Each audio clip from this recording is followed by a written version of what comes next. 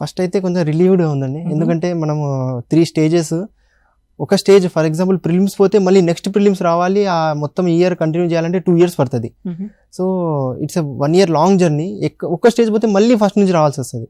So అది ఆ struggle అనేది ఎవరైతే కంటిన్యూస్గా అక్కడి వరకు వెళ్ళి ఫెయిల్ అవుతున్నారో వాళ్ళకి తెలుస్తుంది అండి. సో బయట వాళ్ళకి యాక్చువల్లీ ఏంటంటే ఎగ్జామ్ అనేది it's not like another exam అన్నట్టు. వేరే ఫర్ ఎగ్జాంపుల్ జే అడ్వాన్స్ కానీ నీట్ కానీ మనం ఏదైతే రాస్తామో అది ఒకటే ఎగ్జామ్ ఉంటుంది. ఇక్కడ ఏంటంటే 3 స్టేజ్లు దాటాలి కాబట్టి ఆ స్ట్రగల్ అనేది, ఆ కాంపిటీషన్ అనేది చాలా ఎక్కువ.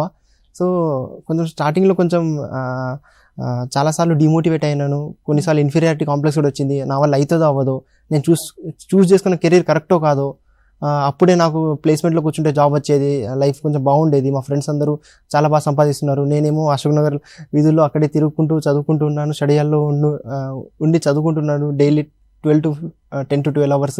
ఇది కరెక్టో కాదా అనిపించేది. కానీ అట్ ది ఎండ్ ర్యాంక్ అయితే వచ్చిందండి. అంటే తగిన ర్యాంక్, అంటే కావాల్సిన ర్యాంక్ అయితే అనుకున్నాను. అంటే 100 లోపల టార్గెట్ అయితే 100 లోపలే ఉండే, కానీ వస్తుందో రాదో అని డౌట్ అయితే ఉంటుంది కదండి. సో లాస్ట్కి అయితే చాలా హ్యాపీగా ఉంది ప్రస్తుతానికి అయితే.